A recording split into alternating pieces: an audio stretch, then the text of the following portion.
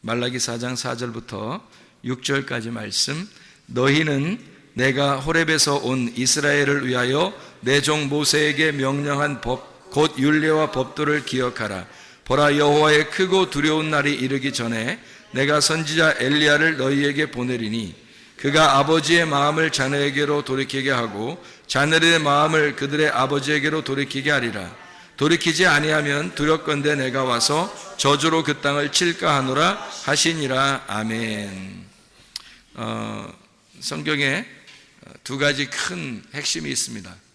성경에 두 가지 큰 핵심이 있는데 하나는 선이고 하나는 악이에요. 그게 성경의 두 가지 큰 핵심이에요. 선과 악이라고 해야 되는 거죠. 이 두 가지가 합해서 생명이라고 하는 이 한 가지가 되는 게 이 성경입니다. 우리가 이제 그걸 전제로 해서 성경을 봐야지, 그렇지 않으면 성경이 보이질 않는 거예요. 성경 자체가 그런 것이기 때문에 그렇습니다. 그러니까 이렇게 되는 거죠.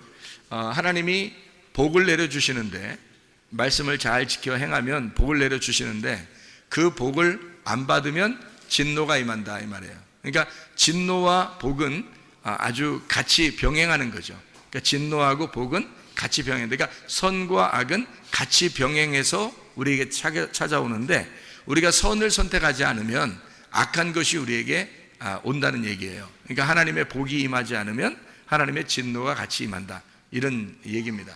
그러니까 여호와의 크고 두려우신 날, 여호와의 크고 두려우신 날이 어떤 날이겠어요? 여호와의 크고 두려우신 날이, 그날 여호와의 크고 두려우신 날이 임하는데, 그때는 언제냐면 그 전에 엘리야를 보낸다고 그랬고, 그리고 침례 요한을 보낸다고 그랬거든요. 그러니까 침례 요한하고 엘리야를 보내는데 어떤 말씀을 너희가 기억하고 있어야 된다? 모세의 율례를 너희가 기억하고 있어야 된다. 그러니까 모세와 엘리야와 침례 요한은 사실은 같은 입장인 거예요. 모세와 엘리야와 침례 요한은 같은 입장인데, 엘리야와 이제 엘리야 같은 그런 침례 요한을 너에게 보낸다. 어떻게? 언제? 크고 두려운 날이 임하기 전에 보낼 것이다, 이런 얘기죠. 그러면 크고 두려운 날이 임하는 날은 어떤 날이에요? 그 날은 구원의 날인 거죠. 크고 두려운 날은 구원의 날인 거예요. 그런데 그 구원을 너희가 구원으로 받지 못하면 어떤 날이 된다? 그 날이 진노의 날이 된다. 무슨 말인지 알겠지? 그러니까 구원과 진노는 같은 날이 있는 겁니다. 같은 날, 동시에 있는데 구원을 구원으로 받지 못하면 그러면 너희에게 진노가 임한다. 여기에 이제 그 말씀을 해주고 있는 거예요. 그러니까 엘리야와 모세가, 이제 엘리야와 그 모세의 율법, 그리고 침례 요한이 너희에게 임하는 그날, 너희에게는 둘 중에 하나가 임하는 거죠. 우리에게는 둘 중에 하나가 임하게 돼 있어요. 뭐가 임하게 돼 있다고요? 구원 아니면 진노가 임한다는 거죠. 그러니까 여러분에게 이제 하나님 말씀이 증거될 때는 어떤 말씀이 증거되는 거예요? 어떤 말씀이 증거되냐면 모세의 율법, 그리고 엘리야의 말, 그리고 침례 요한의 말이 증거되는 거죠. 이것이 증거되면, 먼저 증거되면 그 다음에 이걸 받은 사람이 구원을 받는다 그러면 누굴 받은 거예요? 이 말씀을, 그러니까 엘리야와 침례 요한을 만나서 그 말씀을 받았더니 이 사람에게 누가 온 거야? 그러니까 누가 찾아온 거예요? 뭐가 찾아온 거예요? 구원이 찾아오는 거예요. 그러니까 구원의 길을 가르쳐 줬으니까, 구원의 길을 알려줬으니까 구원이 찾아오겠죠. 그 구원이 누구예요? 예수님이죠. 그러니까 구원이라는 예수님이 찾아오는 건데, 그 구원에 예수님 못 만나면 어떻게? 진노가 너희에게 임한다. 그 날이, 그 크고 두려운 날이 구원이 아니라 너희에게 진노의 날이 될 것이다, 이런 말씀이 되는 것입니다. 그러니까 우리가 하나님의 그 섬기심과 우리가 그 섬김을 받는다는 문제가 성경에서 굉장히 중요한 말인데, 왜 그러냐면 그게 복음이거든요. 하나님이 우리를 섬겨주시면 복음이 되는 거예요. 내가 열심히 하나님을 섬기면 율법이 되는 거고요. 그러니까 성경에서 이게 율법과 복음의 아주 중요한 차이점이거든요. 그러면 열심히 섬기는 것은 누구만 해야 돼요? 예수님만 해야 되는 거예요. 예수님만 열심히 섬기는 거예요. 섬김을 열심히 받는 사람들은 우리가 돼야 되는 거고요. 그러니까 우리가 열심히 섬김을 받으면 복음이 되는 거고요. 열심히 우리를 섬겨주면 그게 율법이 되는 겁니다. 그러니까 그게 예수님이 율법으로 우리를 섬겨주시는 거예요. 자, 이제 그게 이제 예수님이 우리에게 율법으로 섬겨주면 그거를 우리는 복음이라 그렇게 말을 하는 거죠. 다시 말하면 이런 거죠. 율법 자체가 나쁜 게 아니고, 생각을 해보세요. 침례 요한 자체가 나빠요? 안 나빠요? 안 나쁘죠. 엘리야 자체가 나빠요? 안 나빠요? 안 나쁘죠. 그러니까 엘리야가 갈멜산에서 막 전투를 일으켜가지고 전투에서 바알 제사장들을 막 목을 쳐서 죽였어요. 승리해가지고 이스라엘 백성들 보고 왜 가운데서 머뭇머뭇 하려느냐, 하나님을 여호와를 선택하려면 나한테로 와라 그렇게 얘기하잖아요. 그럼 아니면 저쪽 바알 숭배자들한테 가야 되는데 그 바알 숭배자들은 다 목을 쳐서 죽인단 말이에요. 그러니까 엘리야 자체는 바알 숭배자들 입장에서는 완전히 심판자죠, 엘리야가. 그래 이스라엘 백성들한테는 구원자가 되는 거예요. 그렇죠? 엘리야 자체가. 그러니까 한쪽에서는 무서운 사람이지만 한쪽에서는 아주 사랑의 사람인 거죠. 이게 예수님의 모습과 똑같죠. 예수님이 이 땅에 오셔가지고 장애인들이나 병든 자나 소경이나 이런 분들을 섬길 때 연약한 여인들, 사마리아 여자 같이 또는 삭개오 이런 사람들을 섬기고, 그리고 38년 된 병자를 섬기고, 강도 만난 자를 섬기고, 또 맹인들을 이렇게 섬기고 병자들을 섬길 때, 그때 예수님은 그들에게는 구원자잖아요. 그런데 바리새인들 입장에서는 어떻게 해요? 예수님이 심판자란 말이에요. 그러니까 예수님이 똑같은 복음인데 그것이 어떤 사람에게는 심판으로 다가오고 어떤 사람에게는 은혜로 다가오더라. 그러니까 예수님 자체가 뭐예요? 그러니까 율법이었던 거죠. 율법. 그러니까 하늘에서 이 땅에 내려온 것이 구약 성경에서 계속 앞으로 내려올 것이다, 이런 은혜 말씀이 내려올 것이다 라고 계속 구약에서 얘기했던 것이 다 뭘 얘기했던 거예요? 그러니까 율법을 얘기했던 거예요. 그러니까 율법이 내려온다. 그 율법이 하늘에서 내려오는 비인데 그 비가 계속 동일하게 계속 내려오는데 그 율법 안에서 누군가 오신다는 거예요. 그게 예수님인 거죠.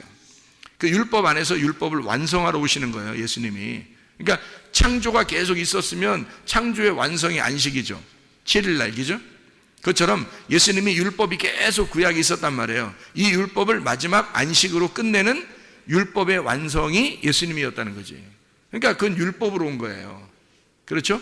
그 율법으로 오는데 그 율법이 우리들에게는, 그러니까 죽을 수밖에 없는 죄인들에게는, 맹인들에게는, 삭개오에게는, 사마리아 여자에게는 그것이 그 율법이 복음이 되더라는 거죠.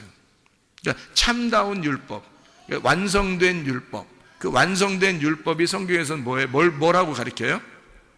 완성된 율법이 사랑이라고 가르치잖아요. 그러니까 로마서 13장에 율법의 완성이라는 말이 나오죠. 그죠? 로마서 13장에. 그러면 율법의 완성이라는 이 말이 뭐라고, 율법의 완성을 뭐라고 여기서 소개한다고요? 율법의 완성은 사랑이라고 말해요.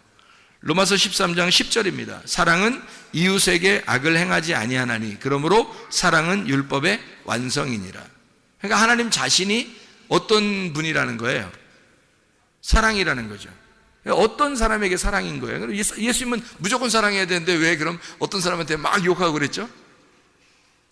이상하잖아요, 그죠? 그렇죠? 그러면 예수님은 침례 요한의 일을 바로 이어서 맡은 자예요. 그럼 침례 요한은 또 어떤 자냐고요? 그러면 침례 요한의 전에 있던 엘리야는 어떤 자예요? 그럼 그 앞에 모세는 어떤 자예요? 자, 생각을 해보세요. 모세가 엘리야로, 엘리야가 침례 요한으로, 침례 요한이 예수님으로. 자, 이게 다 연결됐다고 생각하면, 여러분 생각해보면 이게 다 따로 떨어져 있는, 나누어져 있는 사람이 아니라 이게 연결됐다고 생각을 하면 예수님도 그 율법 안에서 오셨다는 얘기 아니에요? 그런데 모세도 엘리야도 침례 요한도 다 어떤 사람에게는 원수같이 여겨진 거고 어떤 사람에게는 사랑의 사람, 선지자로 여겨진 거란 말이에요. 이해가 돼요? 그것처럼 예수님도 이 땅에 오시니까 어떤 사람들에게는 원수 같지만 예수님이 어떤 사람들에게는 굉장히 사랑이 넘치는 사람이었다는 거죠. 예수님 자체가. 그러니까 율법이라는 게 그런 특성을 가지고 있어요. 한쪽에서는 칼로 이렇게 나누는 심판의 의미를 가지고 있다면 한쪽에서는 그게 은혜의 담비와 같은 그런 것을 율법이라고 말하는 겁니다. 그러니까 율법 자체에 이렇게 말하면 상당히 사람들은 율법하면 막 나쁜 거 이렇게 하도 인식을 해서 그래요. 성경에 이제 바울 사도가 그런 식으로 써놨었죠. 율법으로 구원받을 사람이 아무도 없다, 이런 식으로 써놨기 때문에 율법 그러면 굉장히 이상하게 봅니다.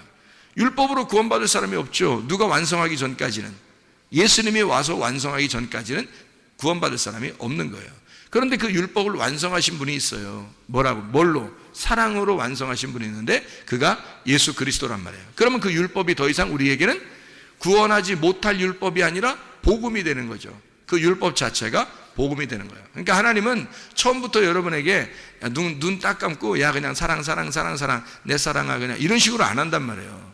반드시 율법으로 다가와서 사랑하시는 거예요.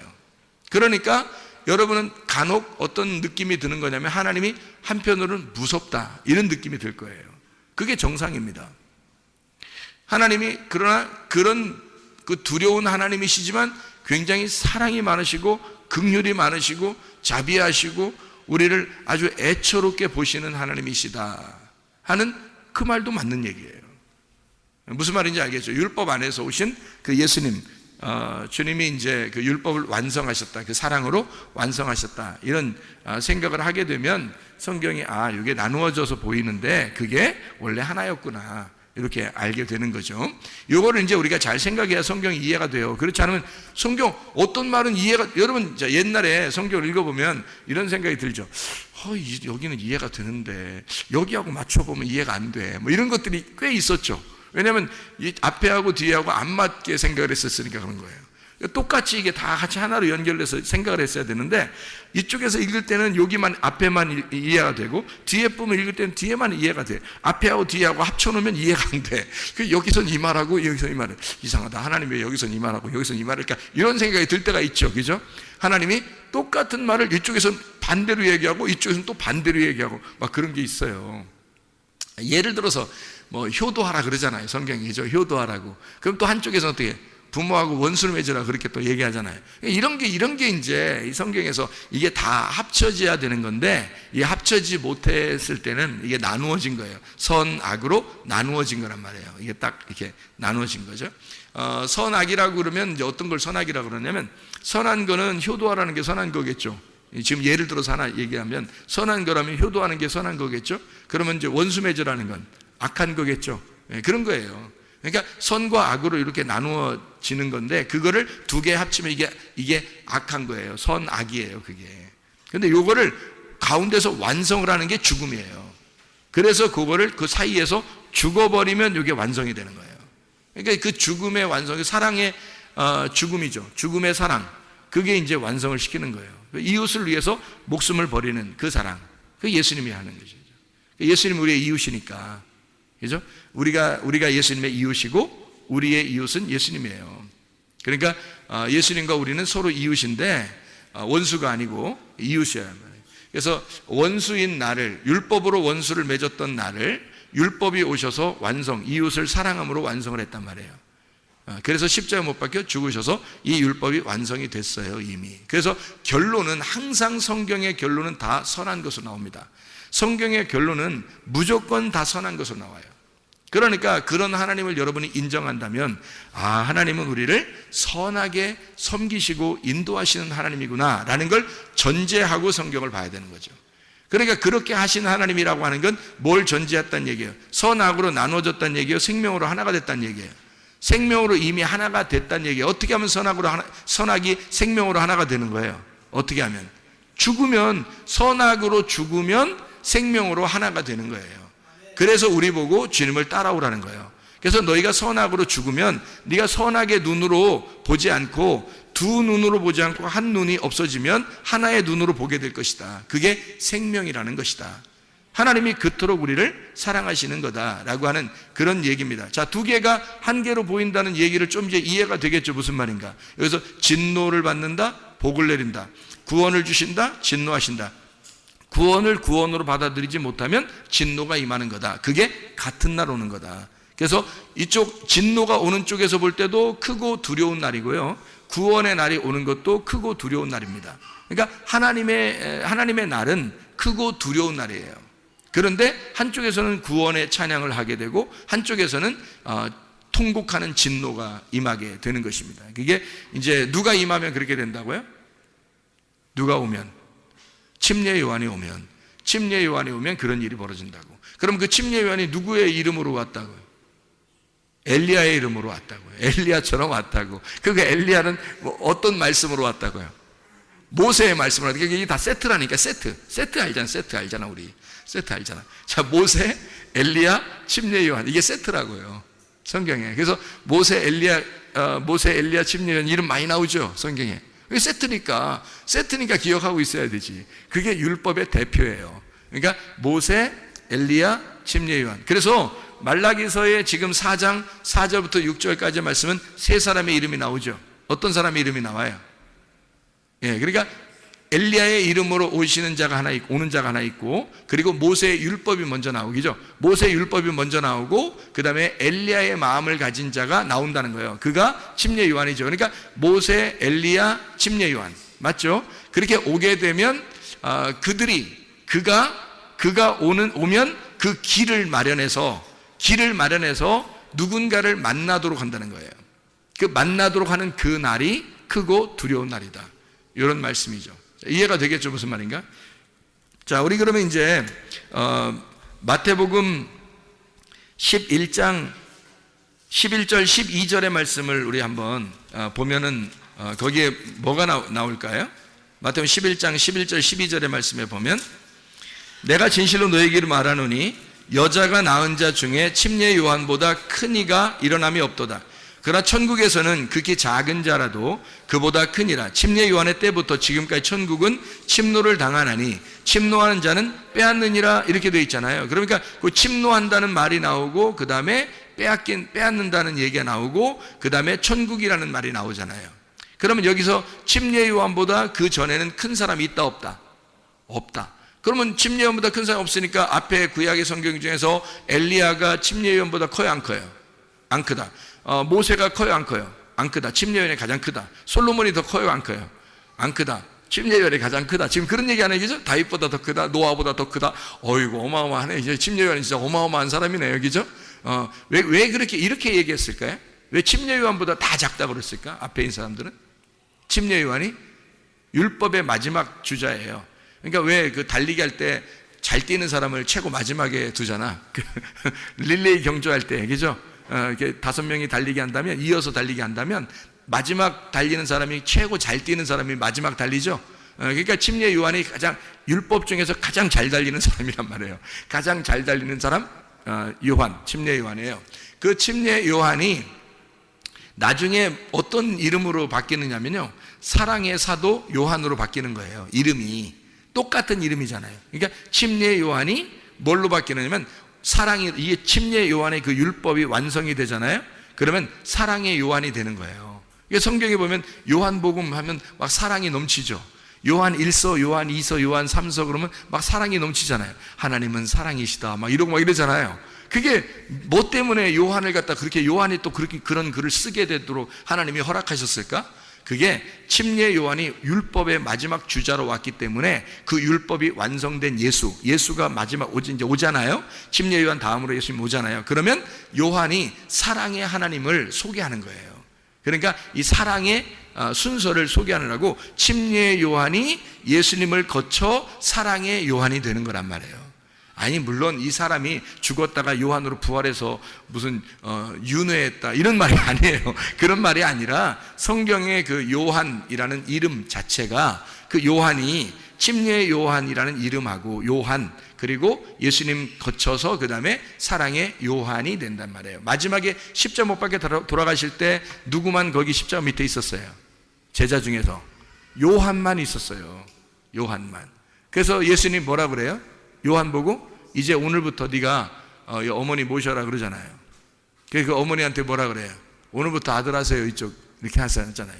그러니까 거기서 하여튼 십자가에 못 박혀 돌아가실 때까지 하여튼 효도는 하여튼 하신 분이야. 십자가 못 박혀 돌아가시면서 끝까지 하여튼 효도하신 분이야. 아들하고 그 어머니하고 자긴 죽으니까 이제 둘이 연결하세요. 둘이 이제 손 잡으세요. 마지막 이제 해놓고 이제 돌아가시는 거예요. 제가 돌아가시는 거예요? 하니까 물어보는 거죠. 물어보는 거면 이제 그런 것 같지가 않죠. 그런 건 아니죠. 왜냐하면 보세요. 예수님의 동생들이 있어요, 없어요? 있어요. 예수님의 동생들이 있기 때문에 굳이 요한을 아들로 안 해도 아들들이 있어요. 아들들이 있다고. 예수님 동생들이 다 살아 있었어요. 그렇기 때문에 요한이 아니더라도 이미 아들들은 있어요. 근데 굳이 거기서 왜 사랑의 사도 요한을 예수님의 어머니 마리아의 아들로 만들어 놨냐면, 이제 육신으로 온 예수 그리스도가 십자가 못 박혀 돌아가셔요. 그러니까 이제는 이 아들의 일이 끝났잖아요. 아들의 일이 끝났어요. 그러면 이제 여기 마리아의 아들로서 온 사람이 예수님인데, 그럼 다른 동생들도 있었잖아요. 근데 다른 동생들은 많이 성경에서 언급을 안 해요. 왜냐하면 마리아가 어떤 여자예요? 마리아가 어떤 여자예요? 마라에서 나온 이름이 마리아라 그랬죠? 예, 마라. 이게 마라에서 온 마리아라고 했어요. 그러면 이 마라가 뭐죠? 쓰다라는 이름이에요. 그러니까 쓰다, 잉태의 고통, 쓰다. 그러면 왜 쓴 건가요? 왜 써요? 죄가 있으니까 쓰죠. 그러니까 죄악 가운데 죄악으로 잉태된 아들을 가진 자, 마라란 말이에요. 이 마라의 쓴물에서 예수가 나오면 뭐가 되겠어요? 배가. 원래 배는 마라예요. 배는 쓴 배예요.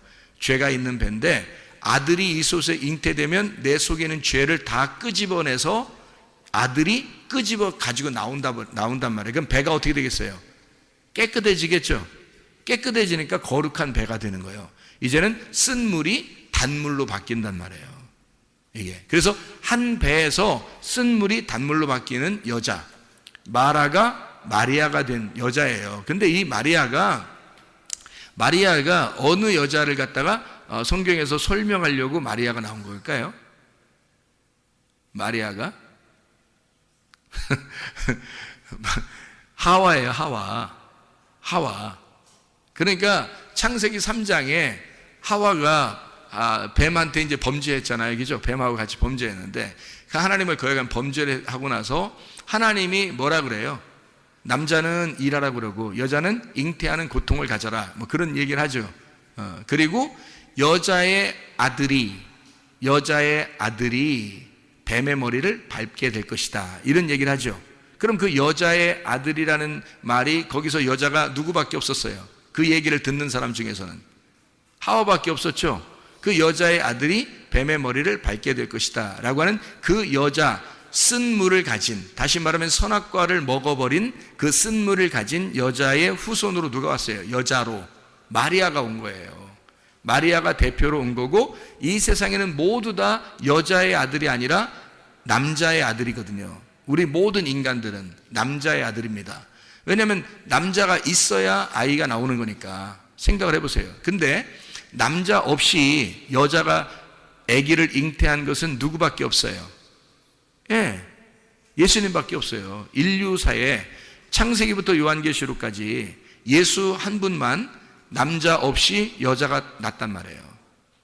이해가 돼요? 그래서 여자가 난 예수, 그 아들이 뱀의 머리를 밟게 될 것이다 라고 얘기한 거거든요. 이해가 되겠죠? 그래서 이 마라의 쓴물을 가진 여자가 예수를 잉태하고 출산함으로 그가 단물로 바뀌는, 이런 선악과가 생명나무로 바뀌는 역사가 일어났다는 얘기입니다. 그 아들이 이 땅에 오셨거든요. 그러니까 마리아에게서, 여자에게서 유일하게 태어난 남자가 누구라고요? 예수님이라고요. 근데 그 아들을 지금 누구한테 인계해 주는 거예요? 십자가 못 박혀 돌아가실 때 요한한테 인계해 주는 거란 말이에요. 그러면 요한이 이제 그다음부터는 어떤 사람이 된다는 거야? 여자의 후손이 된다는 얘기야. 그게 무슨 말인지 알겠어요? 이제까지 여자의 후손은 인류 역사상 누구밖에 없었다고요? 예수님밖에 없었다고. 그래서 예수님을 하나님의 아들이라 그러는 거야. 인류사의 모든 이 세상의 사람이라는 남자의 아들들인데 모두 다 그의 후손이 돼야 되는데, 인류사에 여자의 후손은 예수님 한 분밖에 없었어요. 맞죠? 그런데 그 여자의 후손으로 이제 내가 십자가에 못 박혀 죽으니 완성되었다.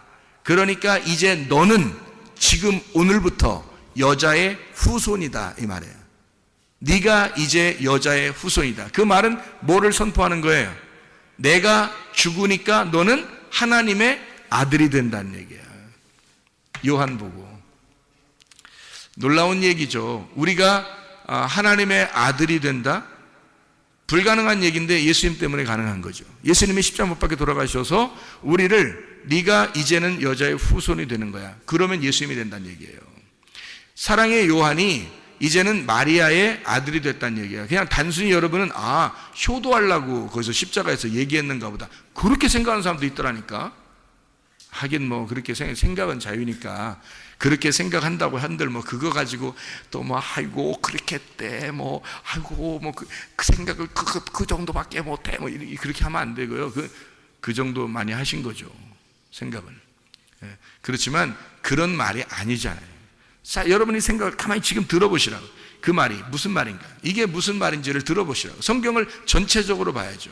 마리아가 왜 왔는지, 그가 왜 마라의 이름에서 왔는지, 왜 그가 하와의 약속, 하나님과 하와의 약속에서 올 수밖에 없었던 여자의 후손을 잉태한 자였는지를 우리가 보게 되면 성경이 일관성 있게 똑같은 얘기를 하나를 하고 있는데 그게 바로 뭐냐면 여자의 후손인 하나님의 아들을 소개하고 있다는 얘기예요.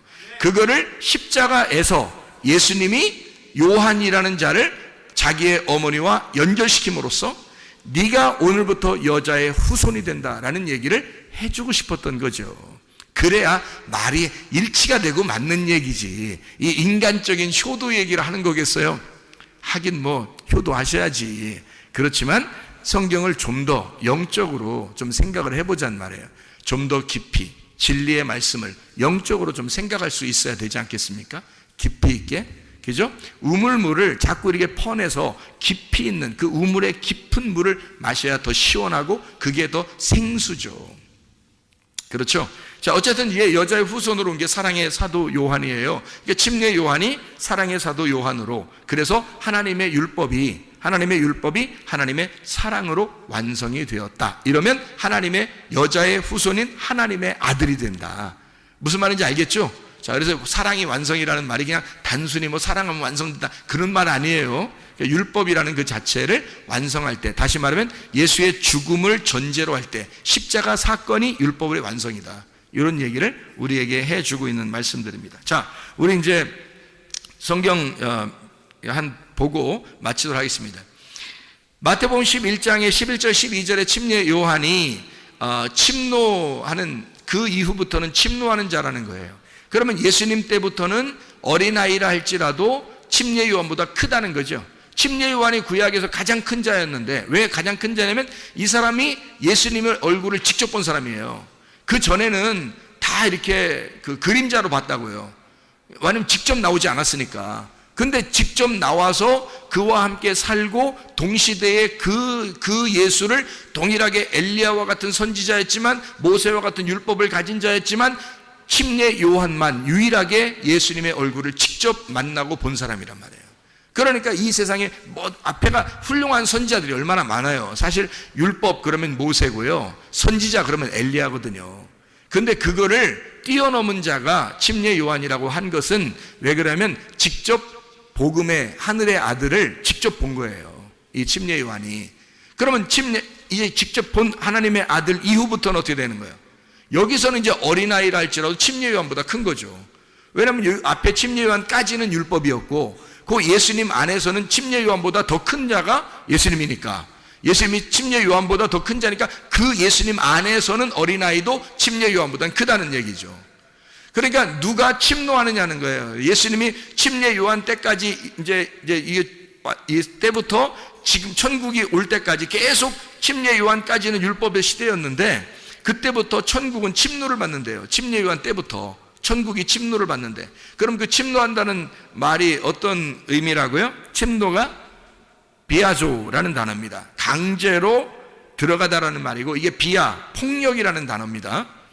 비오스, 생명이라는 말이고요. 침노하는 자가 빼앗는다 할 때 그 침노하는 자가 비아스테스라는 단어고, 이게 난폭한 사람, 폭력자를 말합니다. 폭력자만이 그걸 빼앗게 된다는 거예요. 이게 비아조에서 나온 단어고요. 강제로 들어간다는 말입니다. 그러니까 침노에 들어간다는 걸 의미하는 거예요. 구원은 그러니까 그냥 단순하게 은혜로 받지만 그 구원을 받은 것을 이 하나님의 말씀을 깨닫고 완성을 하려면요, 이게 계속 침노에 들어가야 되는 거예요. 침노에 들어가는 거예요. 그러니까 이 침례 요한 때부터 예수님까지 계속 폭력을 당한다는 거예요. 이게. 그러면 왜 폭력을 당한다는 단어를 썼을까? 이렇게 폭력을 당한다는 단어를 왜 여기다가 썼을까 하는 얘기예요. 그게 율법이었기 때문입니다. 율법이었기 때문에. 그게 폭력이라는 거예요. 그러니까 율법이라고 하는 건 어떻게 뭐라고 했어요? 율법은 폭력과 사랑이 같이 온다 그랬죠. 그죠? 그러니까 진노와 구원이 같이 온다 그래요. 그게 율법이라고요. 근데 이 예수님은 이 율법의 어느 부분을 맡았어요? 은혜의 부분을 맡은 거예요. 예수님이 율법이 이렇게 하나인데, 율법이 구원과 진노가 같이 오고 율법의 은혜와 이 징계가 같이 오는데, 그 중에 은혜의 부분을, 복음의 부분을 누가 맡았냐면 예수님이 맡은 거예요. 그러면 그 전에 있는 사람들은 다 징계를 맡아야 되는 거거든요. 그 할당된 분야가 그런 거예요. 할당된 분야가 그런 거지, 그 사람들이 뭐 나쁘다 이런 의미가 아니란 말이에요. 할당된 분야가, 모세, 엘리야, 침례 요한에 맡은 분야가 뭐냐면 침노하는 겁니다. 그러니까 침노, 폭력하는 자가 누가 돼야 되느냐면 침례 요한 때부터 예수님 천국이 올 때까지가 계속 침노를 당하는, 폭행을 당하는 거니까 잘 생각해 봐요. 폭행하는 자가 있을 거 아닙니까? 난폭하게 폭행하는 자가 있을 거 아니에요. 그게 뭐겠냐고요. 침례 요한 때부터 천국이 올 때까지 계속 폭행을 당한다는 거예요. 그러면 이 폭행하는 자가 누군가 있어야 되잖아요. 그게 누구냐고요. 침례 요한이란 말이에요. 침례 요한 때부터 천국이 올 때까지니까 침례 요한 때부터 계속 폭행이 일어나요. 그리고 예수님 오신다면 천국이 온단 말이에요. 그러면 그 사이에 그 폭력을 행사하는 자가 침례 요한이죠. 그러면 또 이제 이걸 우리가 잘 생각해 봐야 돼요. 왜 이걸 생각해 봐야 되냐면, 여러분 그 누가복음 10장 30절에 보면 강도 만난 자가 나오는데, 강도 만난 자가 어떻게 됐죠? 때려 맞아가지고 어떻게 됐어요? 거의 반 죽었다는 얘기예요? 아니면 반 딱 잘라서 죽었다는 얘기예요? 반 딱 잘라서 죽었다는 얘기예요. 헤미다네스라는 단어인데요, 이게 헤미다네스가 헤미라고 하는 절반이라는 단어하고요, 드네스코 죽는다라는 말의 합성어예요. 그래서 반이 딱 절반이 죽었다는 얘기입니다. 그러니까 반이 잘라졌다는 얘기예요. 반을 딱 자르는 게 누가 하는 거냐면 선악과가 하는 겁니다. 선악과가. 그러면 이 사람이, 이 강도 만난 자가 만난 그 강도는 뭔 거예요? 그러니까 선악과인 거예요. 그러니까 선악과를 담당하는 율법이 만난 거예요. 그러니까 선악과를 담당하는 율법이 이 강도 만난 자를 만난 거예요. 그게 강도였던 거야. 그러니까 그 강도를 담당하는 사람들이 있었어요. 성경 구약에. 그 사람들이 제사장들하고 레위인들이야. 그래서 그 사람들은 지나가는 거예요. 왜? 잘 만난 거거든. 강도를 잘 만났잖아요. 그 제대로 만났다, 너 강도를. 이렇게 해서 지나가는 거예요. 자기들이. 그러니까 우리가 이제 그냥 보면은, 아우, 이 사람들 진짜 인간적으로 사랑도 없어. 뭐 이 사람들 인간도 아니야. 뭐, 야, 우리는 그렇게 살지 말자. 뭐 이러면서 얘기를 해요. 그러면 이제 성경을 진짜 엉덩이가 뚱뚱하게 보는 거예요. 진짜. 그게 진짜. 성경을 그러니까 전혀 다른 눈으로 보는 거예요. 성경이 하나님의 눈으로 보질 않고 그냥 진짜 자기 눈으로 보는 거예요. 야, 우리 착하게 살자. 이러면 안 되겠다. 야, 이제, 야, 사람이 인간이 진짜 그럴 수 있냐? 뭐, 누가 옆에서 그렇게 막, 이렇게, 강도 만나가지고 이렇게 힘들어 하는데, 그냥 지나쳐. 우리 레위인이나 제사장들, 그 사람들 외식하는 사람들이니까 그런 식으로 살지 말고 사랑을 해줘야 돼. 막 이렇게 얘기하는데요. 제사장과 레위인이 지나간 이유를 제가 가만히 여기서 생각을 해봤어요. 우물을 파고 또 파고 또 파서 깊이 생각을 해봤어요. 그 깊은 우물을 이렇게 들여다보니까 제사장과 레위인이 그 사람을 지나칠 수밖에 없었던 이유는 그가 제대로 강도를 만났기 때문입니다. 제대로 강도를 만났기 때문에 딱 반이 잘라진 거예요. 그러니까 제사장 레위인이 더 이상 건들 게 없는 거야. 자기들이 건들 게 없어서 그냥 지나가는 거예요. 반 잘라지는 역할을 제사장 레위인, 그 율법이 해야 되는 거거든요. 그 율법이 담당하는 거예요. 그게 선악과가 담당을 해야 되는 거거든요. 제대로 감당을 했어요. 제대로 담당해서 제대로 잘라놓고 가는 거야. 그러니까 누구만 오면 돼요? 선한 사마리아인만 오면 되는 거예요. 선한 사마리아는 왜 온 거예요? 자기가 반쪽이니까. 반쪽을 잃어버린 반쪽이에요. 그게 선한 사마리아인이야. 그래서 반쪽을 찾아서 좀 먼 길을 온 거예요. 지금 반쪽을 찾아서 하늘에서 이 땅으로 반쪽을, 자기의 잃어버린 반쪽을 찾아온 거예요. 그러니까 반쪽을 만났으니 제대로 만난 거죠. 그러니 선한 사마리아인은 당연히 만나러 오는 거고요. 제사장 레위인들은 잘라진 걸 보고 가는 거고요. 확인하고 가는 거고, 선한 사마리아인은 자기 잃어버린 반쪽을 찾아서 온 거죠. 자, 이런 말씀드립니다. 성경이요. 얼마나 감사한지. 우리는 사실 이 땅에서 잃어버린 반쪽이 되어야 그 나를 찾으러, 자기의 잃어버린 반쪽을 찾으러 오신 예수님을 만나요.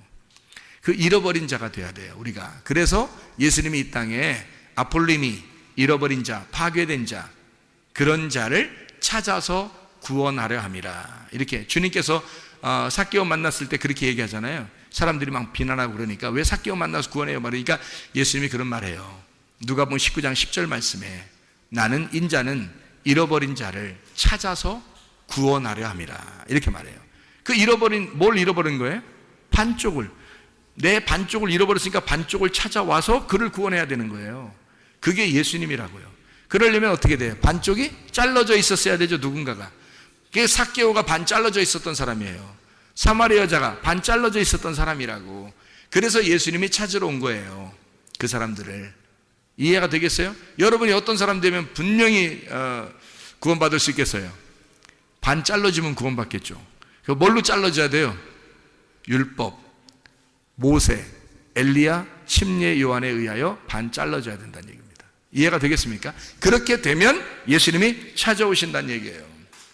율법과 모세, 엘리야, 침례 요한은 하나였으니까 그게 우리를 자르는 역할을 가지고 있는, 헤미다네스를 역할을 하는, 헤미 절반, 드네스코 죽이는, 반을 딱 잘라 죽이는 역할을 하는 자니까 그것이. 그래서 요한복음 10장에 8절 10절에 보면 예수님은 선한 목자인데 누가 먼저 온다겠어요? 도둑, 강도가 먼저 온다. 절도자가 먼저 와서 너희를 도둑질하고 그리고 죽이고 멸망시킨다. 이렇게 얘기하는 거죠. 그래야 너희들을 도둑질하고 죽이고 멸망시켜야, 너희들을 하나님의 그 마음에서 너희를 빼앗으면 도둑질이잖아요. 그럼 옛날에 그 율법을 가르치던 사람들이 대부분 어떻게 했어요? 이스라엘 백성들에게. 예수님이 왜 왔어요? 사람들이 그 율법으로 하나님 백성들을 자꾸 뺏어가니까, 그러니까 하나님이 직접 내려와서, 그 아들이 내려와서 자기 하나님의 마음에서 뺏어가는 자를 찾아오는 거예요. 그러니까 그걸 뺏어가는 자가 있었는데 그걸 도둑이요 절도, 죽이고 멸망시키는 자다, 이렇게 얘기한 거죠. 거기에서 뺏어오는 거예요, 예수님이. 그 선한 목자라는 거예요. 주님이 그 양을 뺏어오는 거죠. 자기 양을 뺏어오는 거예요.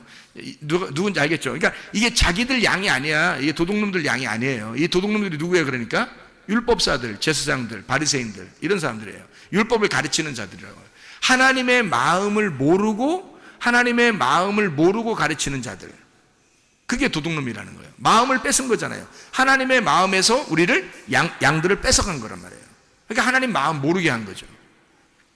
마음은 모르고 그냥 겉으로 율법만 알도록 만들어 놓은 거예요. 그러니까 그 마음이 뺏긴 거죠. 하나님으로부터 마음을 뺏은 자, 그가 강도, 도둑이고 절도, 멸망시키고 죽이는 자란 말입니다. 이해가 되겠어요? 거기서 예수님이 와가지고 뺏어오는 거예요. 하나님의 마음으로 뺏어서 다시. 그래서 하나님의 마음으로 예배를 드려라, 이렇게 얘기하잖아요. 너희들 겉으로 막 헌금하고 겉으로 뭐 선한 일하고 막 이러는데 이 독사의 자식들아 뭐 이러면서 너희들은 하나님의 의와 인과 신을 버렸다, 이렇게 말하잖아요. 하나님의 마음을 너희가 모르고 갔다는 거죠. 하나님의 마음을 모르고 행동하는 것이더라, 이런 얘기들을 하는 거잖아요. 그렇죠? 그러니까 절도, 강도, 이게 먼저 와야 된다는 게, 이게 나쁜 거예요? 아니면 율법이에요?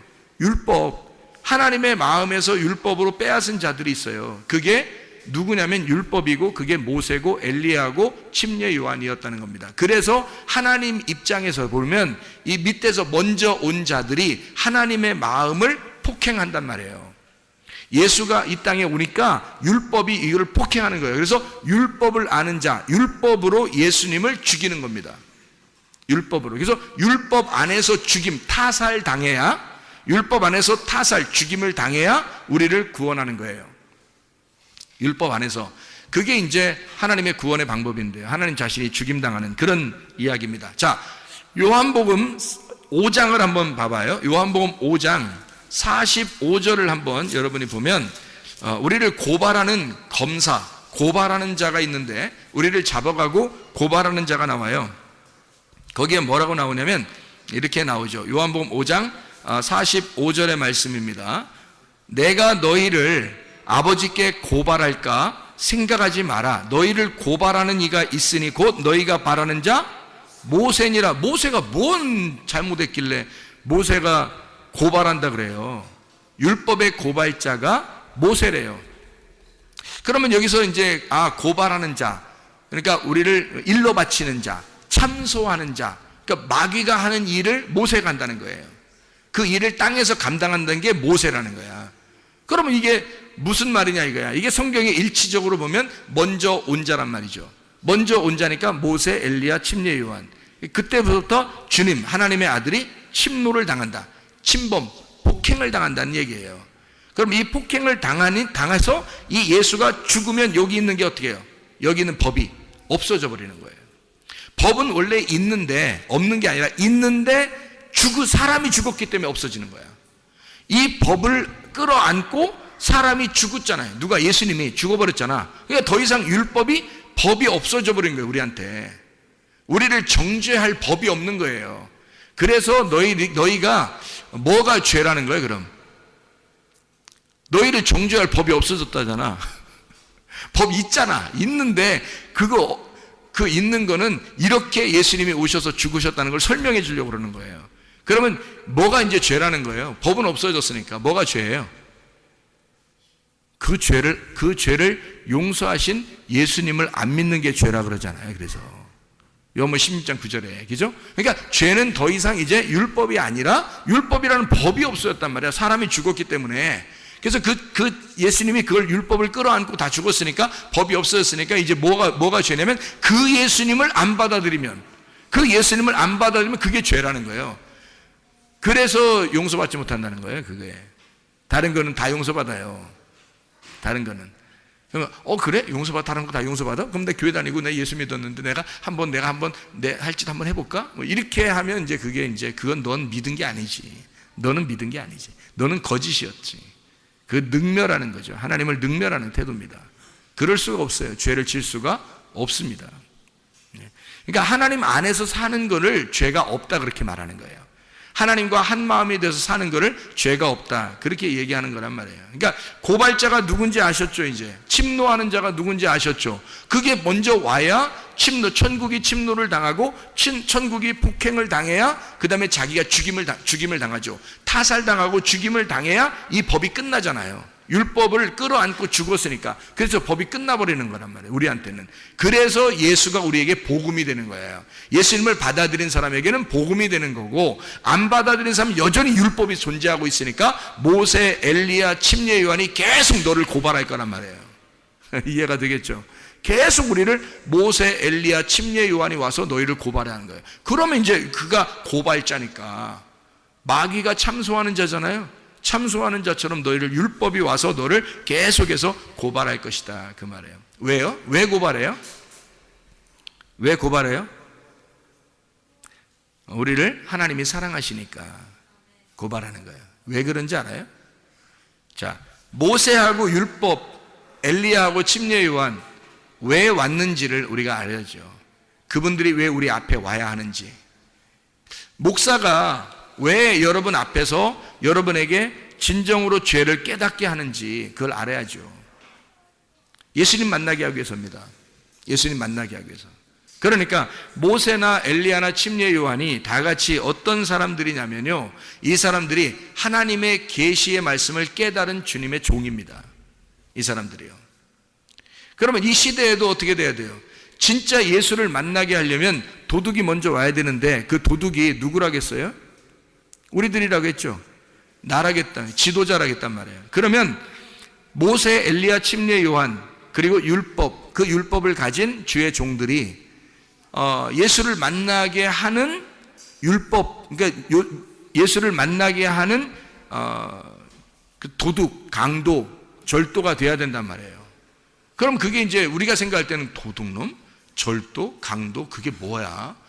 저 사람들이 교회 목사네 그러면서 우리 거 다 도둑질하고 그러는 거 아닌가? 뭐 이렇게 생각할지 모르겠지만 그걸 잘 알아야죠. 왜 모세가, 엘리야가, 침례 요한이 왜 우리를 폭행하고 침노해야 하는지, 왜 예수를 죽여야만 했는지, 그리고 예수를 죽인 것처럼 너희들에게 그렇게 찾아오는지, 왜 그 말씀의 율법의 말씀으로 우리를 왜 찾아와서 우리를 자꾸 때리는지, 가슴을 자꾸 치는지, 그거를 알아야죠. 왜 그러는지. 하나님의 계시를 맡은 그 깨달은 종이 돼야지만이 그 일을 감당해야 되는 거고요. 그걸 모르는 종이 그냥 사람들 설교한다고 그냥 잘한다 이러고 그냥 사람들 귀에 듣기 좋은 말 하고 설교 잘한다 그러고 이렇게 하는 거는 아니란 말이에요. 아무나 이렇게 먼저 온 자가 있어야 예수를 만나는 거니까 먼저 온 자가 아무나 그냥 만나면 여러분이 예수님 만날 것이냐? 아니에요.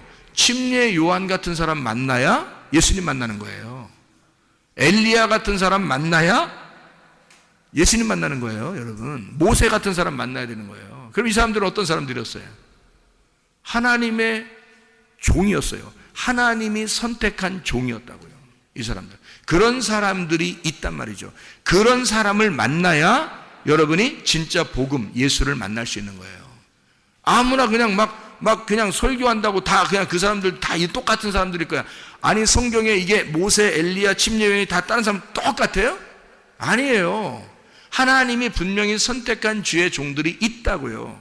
하나님이 선택한, 하나님과 진짜 한 마음이 된, 그래서 자기 역할을 감당해야 되는, 자기가 예수가 아니니까 예수를 만나게끔 하는, 자기가 위대해지고 자기가 능력이 많고 자기가 기적을 나타내고 자기가 표적을 나타내고 그러면 그 사람이 예수지.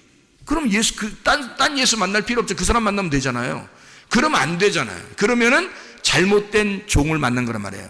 그건 진짜 잘못된 걸 만난 거고요. 진짜 하나님의 종을 만난다는 얘기는 이 사람이 비록 좀 다소 부족해 보여도 예수의 진리, 예수라고 하는 그 진리를 정확하게 소개해 줄 수 있는 사람이 되어야 되는 거죠. 그 길을, 광야에 외치는 자의 소리가 되어야 되는 거예요. 그 광야에 외치는 자의 그 임금을 만나게 하려고, 자기가 모시는 그 임금을 만나게 하려고 최선을 다해서 그 소리치는 자, 그거예요. 그러니까 그게 모세고 그게 엘리야고 그게 침례 요한이었던 거란 말이에요. 그러니까 우리가 그들이 뭐라고요? 그러니까 누가복음 10장에서는 강도라고요. 딱 반 잘라서 죽이는 자.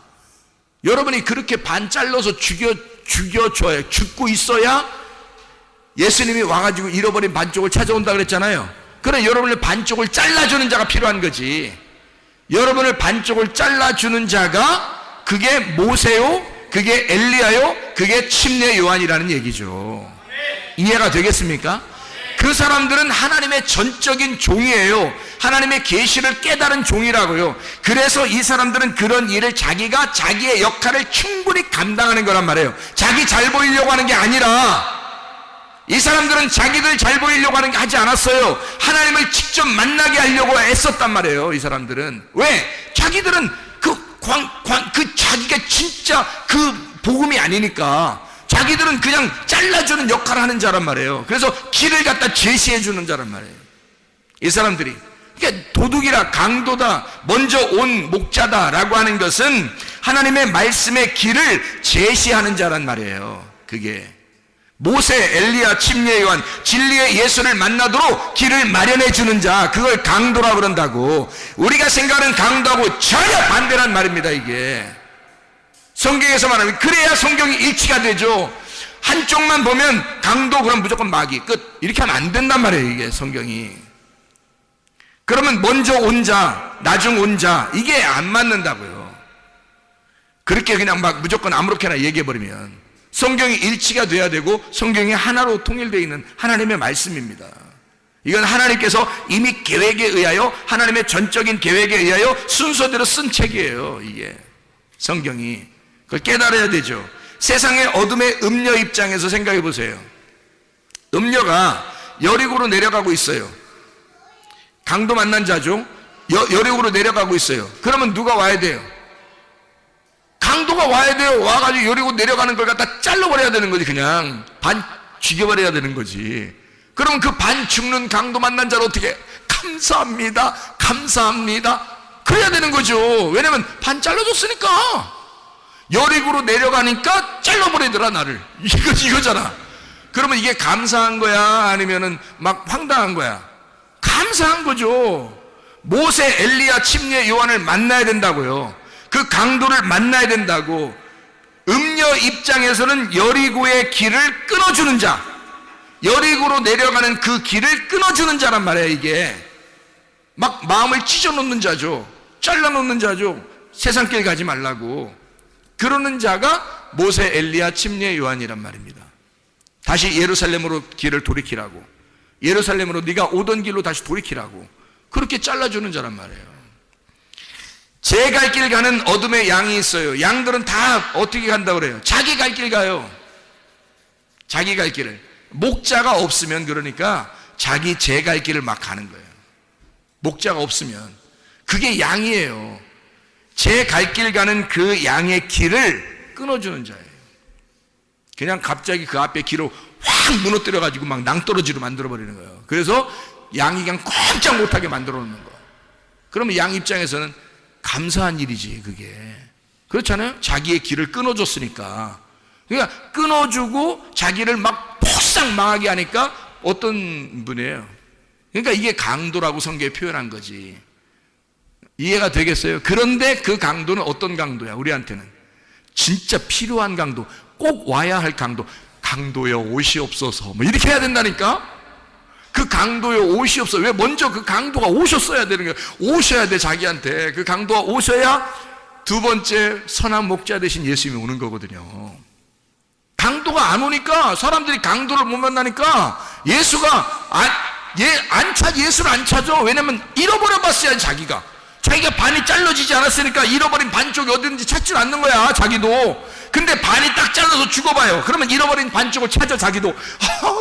죽겠어 막 이러는데 이 자기도 잃어버린 반쪽이 막 어선가 막 어디선가 갑자기 나타나가지고 확 반쪽이 잃어버린 반쪽을 찾아서 확 나타나니까 선한 사마리아인인 거야. 그게 무슨 말인지 이해가 되시죠? 무슨 말이에요 성경이. 자기의 갈 길 가는 어린 양의 길을 끊어주는 자, 그게 강도라고요. 그게 모세, 엘리야, 침례, 요한. 음녀의 입장에서는 강도고 죽이는 자고 멸망시키는 자. 각기 제 길로 가는 양 입장에서는 그가 도둑이고 강도고 죽이는 자고 멸망시키는 자란 말이죠. 그렇지만 그것이 반드시 필요하다. 우리에게. 그걸 먼저 만나야, 그 침노하는 자, 폭행자를 먼저 만나야, 예수를 죽였던 그 폭행자가 누구인지를 정확하게 먼저 만나야 예수를 만날 수 있다는 거죠. 그를 먼저 못 만나면 예수 못 만나죠. 그 폭행자가 누구인지를 먼저 알아야죠. 그 율법 안에서.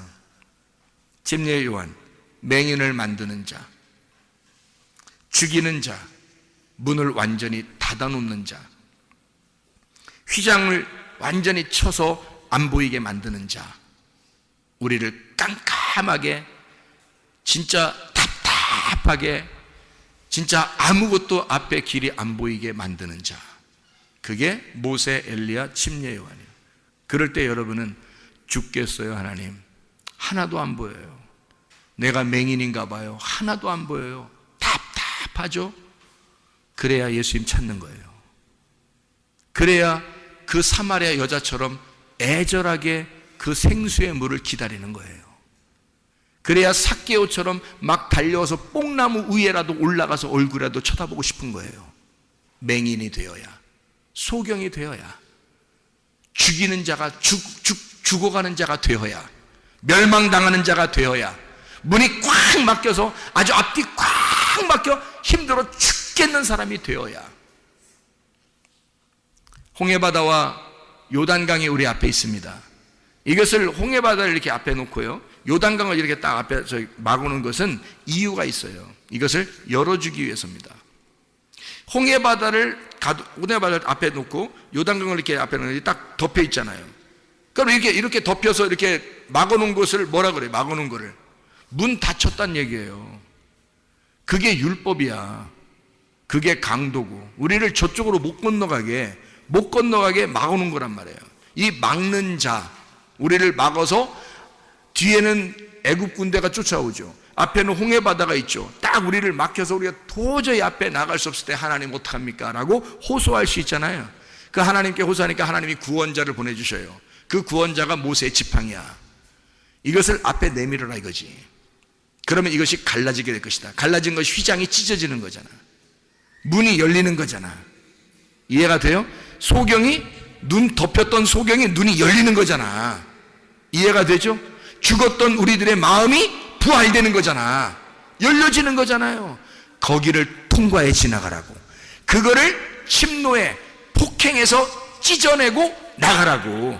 그래서 내 마음이 닫혀져 있는 것을 누군가가 나를 찢어놓고 그 사이로 주님을 발견하고 주님을 보도록 만드는 거예요. 그게 우리를 침노하는 자. 천국은 계속해서 침노를 당한다. 계속해서 폭행을 당하고 있다. 그런 자가 모세요, 엘리야요, 침례 요한이었더라. 그를 통해서 우리가 예수라는 진짜 복음을 만나게 하신다. 여러분과 저에게는 이 앞에 깜깜하게 아직도 어두컴컴하고 아직도 답답하고 도저히 앞에 길이 보이지 않는 사람들이 있을 수도 있어요. 근데 그래야 주님 만납니다. 그래야 간절해지거든요. 그렇지 않으면 간절하지 않죠. 자기가 눈 떴다고 그러는데 누가 간절합니까?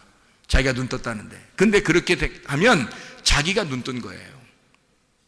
자기가 눈 뜬 거. 그럼 하늘에 눈은 뜬 거 아니고 땅에서 눈이 떠진 거죠. 그거 아닌 거죠. 그런 사람은 빨리 소경이 돼야 되는 거죠. 그 소경을 만든 자가 강도란 말이에요. 눈을 팍 쳐가지고 눈 안 보이게 만드는 거죠. 그러면 이제 어떻게 안 보여 하나님 어떻게 해? 그러면 하나님이 와서 구원자가 와가지고 열어주는 거지. 이걸 부활시키는 거야. 눈이 부활되는 거야. 이게 주님이 우리를 구원하시는 목적.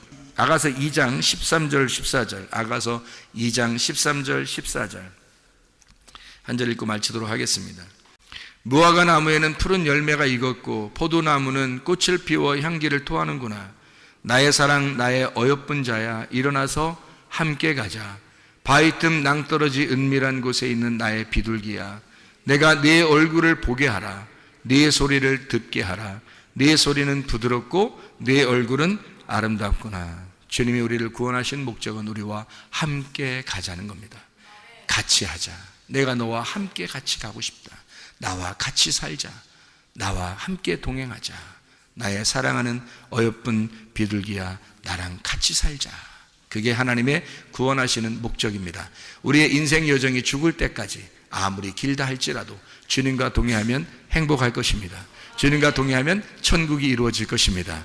우리 하나님 아버지 사랑과 은혜를 감사드립니다.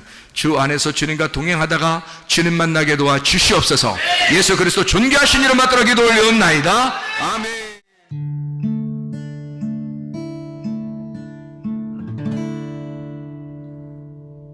내 속에 내가 너무도 많아서 당신을 쉴 곳 없네. 내 속에 헛된 바램들로 당신을 변할 곳 없네. 내 속에 내가 어쩔 수 없는 어둠, 당신의 쉴 자리를 뺏고 내 속에 내가 이길 수 없는 슬픔, 무성한